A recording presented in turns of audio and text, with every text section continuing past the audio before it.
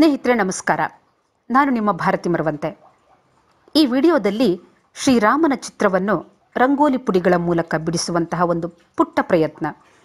ಇದರೊಂದಿಗೆ ಒಂದಿಷ್ಟು ವಿಚಾರಗಳನ್ನು ತಮ್ಮೊಡನೆ ಹಂಚಿಕೊಳ್ತಾ ಇದ್ದೇನೆ. ಜನಪದ ಕಲೆಯಾದ ರಂಗೋಲಿಗೂ ಶ್ರೀರಾಮನಿಗೂ ಅವಿನಾಭಾವ ಸಂಬಂಧವಿದೆ.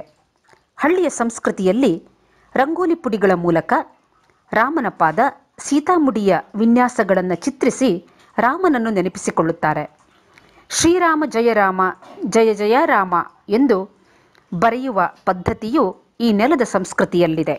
ರಾಮಾಯಣದಲ್ಲಿ ಲಕ್ಷ್ಮಣ ಪರ್ಣಕುಟೀರದಿಂದ ತೆರಳುವಾಗ ಕುಟೀರದ ಮುಂದೆ ರೇಖೆಯನ್ನು ಎಳೆದು ನಾವು ವಾಪಸ್ಸು ಬರುವವರೆಗೂ ಇದನ್ನು ದಾಟಿ ಎಲ್ಲಿಯೂ ಹೋಗಬೇಡ ಎಂದು ಸೀತೆಗೆ ಎಚ್ಚರಿಕೆ ನೀಡಿರುತ್ತಾನೆ.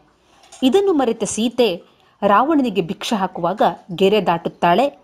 ಆಗಲೇ ಸಮುದ್ರ ಬೋರ್ಗರೆಯಿತು, ಮೃಗಪಕ್ಷಿಗಳು ಚೀರಿದವು, ಸೀತೆಗೆ ಬಂದ ಅಪಾಯವನ್ನು ಪ್ರಕೃತಿ ಸೂಚಿಸಿತು ಎಂಬುದನ್ನು ರಾಮಾಯಣದಲ್ಲಿ ಓದಿದ್ದೇನೆ ಮತ್ತು ಆಡುಮಾತಿನಲ್ಲಿಯೂ ಕೇಳಿದ್ದೇನೆ. ಇದಕ್ಕೆ ಪೂರಕವೆಂಬಂತೆ ಇಂದಿಗೂ ಶುಭದ ಸಂಕೇತವಾಗಿ ಭಾರತದ ವಿವಿಧ ರಾಜ್ಯಗಳಲ್ಲಿ ರಂಗೋಲಿ ಬರೆಯುವಂತಹ ಪದ್ಧತಿ ನಮ್ಮಲ್ಲಿದೆ. ನಾನು ಚಿಕ್ಕವಳಾಗಿದ್ದಾಗ ಒಂದು ದಿನ ನನ್ನ ಅಮ್ಮನೊಡನೆ ಬಸ್ಸಿನಿಂದ ಇಳಿದು ಮನೆಗೆ ತೆರಳುವಾಗ ಕತ್ತಲಾಗಿತ್ತು. ಅಮ್ಮನ ಕೈಯಲ್ಲಿ ಬ್ಯಾಟ್ರಿಯೂ ಇರಲಿಲ್ಲ, ದಾರಿಯಲ್ಲಿ ಬೆಳಕು ಕೂಡ ಇರಲಿಲ್ಲ. ಆಗ ನನ್ನ ಅಮ್ಮನಿಗೆ ರಾಮನ ನೆನಪಾಯಿತು. ಮಗ, ಶ್ರೀರಾಮ ಜಯರಾಮ ಎಂದು ಹೇಳಬೇಕು, ಆಗ ಹೆದರಿಕೆಯಾಗೋಲ್ಲ ಎಂದರು. ಮನೆ ತಲುಪುವವರೆಗೂ ಅಮ್ಮ ರಾಮನ ಜಪವನ್ನು ಮಾಡುತ್ತಲೇ ಇದ್ದರು. ನಾನು ಅವರನ್ನು ಅನುಸರಿಸಿದೆ. ಅಮ್ಮನಿಗೆ ರಾಮನ ಜಪದಿಂದ ಬಂದ ಧೈರ್ಯ, ಅವರ ಮುಗ್ಧ ಭಕ್ತಿ ಬಗ್ಗೆ ಈಗ ನಾನು ವಿಚಾರ ಮಾಡುತ್ತಿದ್ದೇನೆ. ಮನೆಯಲ್ಲಿ ಬೇರೆಯವರ ವಿಷಯವನ್ನು ಮಾತನಾಡಿದರೆ ಬಾಯಿಗೆ ಬಂದಂತೆ ಮಾತನಾಡಬೇಡ, ರಾಮರಾಮ ಎನ್ನು ಎಂದು ಅಮ್ಮ ಹೇಳುತ್ತಿದ್ದರು. ನಮ್ಮ ಅಜ್ಜಿಯಂತೂ ರಾಮರಾಮ ಎಂದು ಕಣ್ಣು ಕಿವಿ ಮುಚ್ಚಿಕೊಳ್ಳುತ್ತಿದ್ದರು. ತಮ್ಮ ಮಕ್ಕಳಿಗೆ ರಾಮ ಲಕ್ಷ್ಮಣ ಎಂದು ಹೆಸರಿಟ್ಟಿದ್ದರು. ಅವರ ಮುಗ್ಧ ಭಕ್ತಿ ಈಗಲೂ ನನಗೆ ನೆನಪಾಗುತ್ತಿದೆ.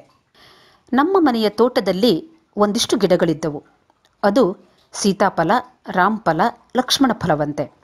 ರಾಮಫಲ ಮತ್ತು ಲಕ್ಷ್ಮಣ ಫಲದಲ್ಲಿ ತುಂಬ ಬೀಜಗಳು, ಸೀತಾಫಲದಲ್ಲಿ ಬೀಜಗಳು ಕಡಿಮೆಯಂತೆ. ಇದು ನನ್ನ ಅಮ್ಮನ ವಿವರಣೆಯಾಗಿದೆ. ಕಾದಿರುವಳು ಶಬರಿ ರಾಮ ಬರುವನೆಂದು ಎಂಬ ಭಾವಗೀತೆ ಇಂದಿಗೂ ಚಾಲ್ತಿಯಲ್ಲಿದೆ.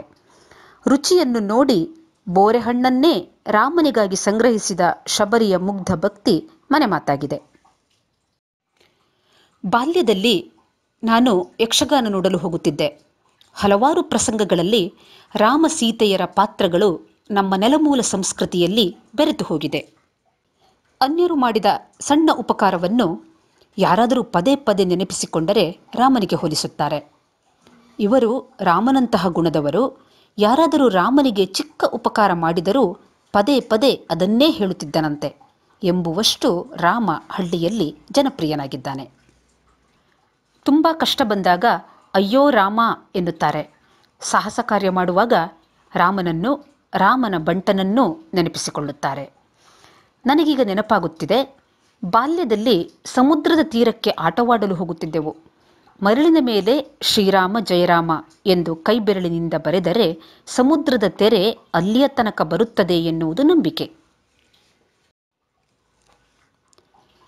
ಗುಡುಗು ಸಿಡಿಲು ಮಿಂಚು ಬಂದಾಗಲಂತೂ ರಾಮರಾಮ ಎನ್ನುವ ಜನಸಾಮಾನ್ಯರ ಆಡುಮಾತಿನಲ್ಲಿ ಮುಗ್ಧತೆಯಿದೆ, ಭಕ್ತಿಯಿದೆ, ಪ್ರೀತಿಯಿದೆ, ಗೌರವವಿದೆ. ಬಹುತ್ವ ಸಂಸ್ಕೃತಿಯಿರುವ ಈ ನೆಲದ ವಿವಿಧ ಜನ ಸಮುದಾಯ, ವಿವಿಧ ಪ್ರದೇಶದ ಜನರ ಮನದಲ್ಲಿ ರಾಮ ಇಂದಿಗೂ ನೆಲೆಸಿದ್ದಾನೆ. ತಮ್ಮೆಲ್ಲರ ಹಾರೈಕೆ ನನ್ನ ಮೇಲಿರಲಿ. ನಮಸ್ಕಾರ.